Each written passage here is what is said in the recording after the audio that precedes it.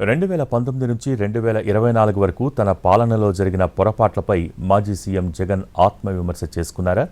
తమ ప్రభుత్వం ప్రజల జీవన ప్రమాణాలను మెరుగుపరిచేందుకు అనేక పథకాలు తీసుకువచ్చినా ప్రచారం చేసుకోవటంలో లోపాలు ఉన్నాయని భావిస్తున్నారా? తమ ప్రభుత్వం కార్యక్రమాలు చేసినప్పటికీ ప్రజలకు సరిగ్గా వివరించలేకపోయామని రియలైజ్ అయ్యారా? అంటే అవుననే అన్నట్టుగా ఉన్నాయి జగన్ తాజా వ్యాఖ్యలు.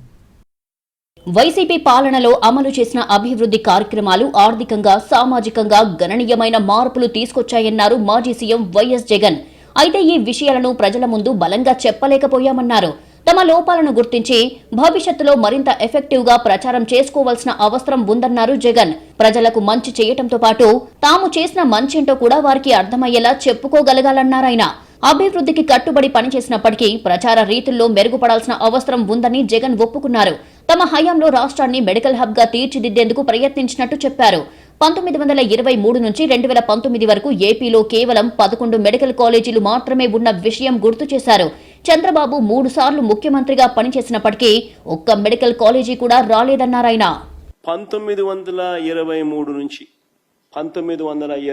నుంచి 2019 వరకు అంటే వైఎస్ఆర్సీపీ ప్రభుత్వం వచ్చేదాకా మన రాష్ట్రంలో ఎన్ని గవర్నమెంట్ మెడికల్ కాలేజీలు ఉన్నాయో తెలుసా? 11. 2019కి చంద్రబాబు నాయుడు గారు 3 సార్లు ముఖ్యమంత్రి.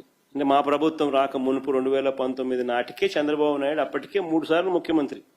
14 ఏళ్ళు ముఖ్యమంత్రిగా పరిపాలన చేశాడు. అప్పటికే కనీసం ఒక్క గవర్నమెంట్ మెడికల్ కాలేజ్ అయినా తీసుకొచ్చాడా?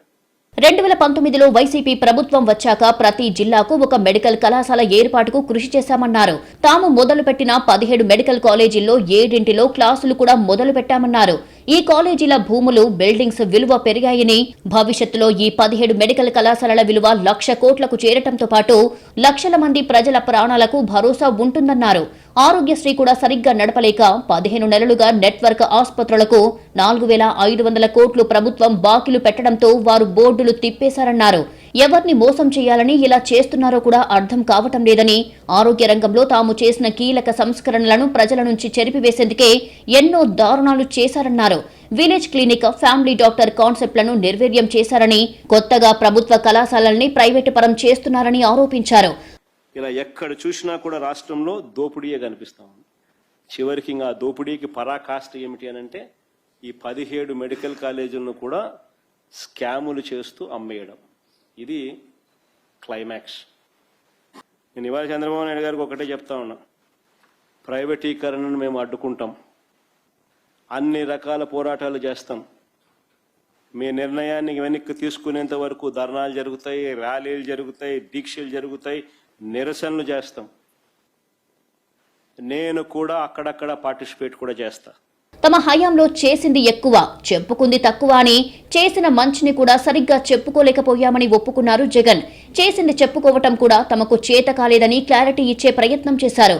కళ్లార్పకుండా అబద్దాలు చెప్పుకోవటంలో చంద్రబాబు దిట్ట అని, తాము అబద్దాలు చెప్పలేకపోయామన్నారాయన. మేము చేసింది మేము చెప్పుకోవడం మా చేత కాదు, మా ప్రాబ్లం. ఇంకా చాలా ఉండాలి.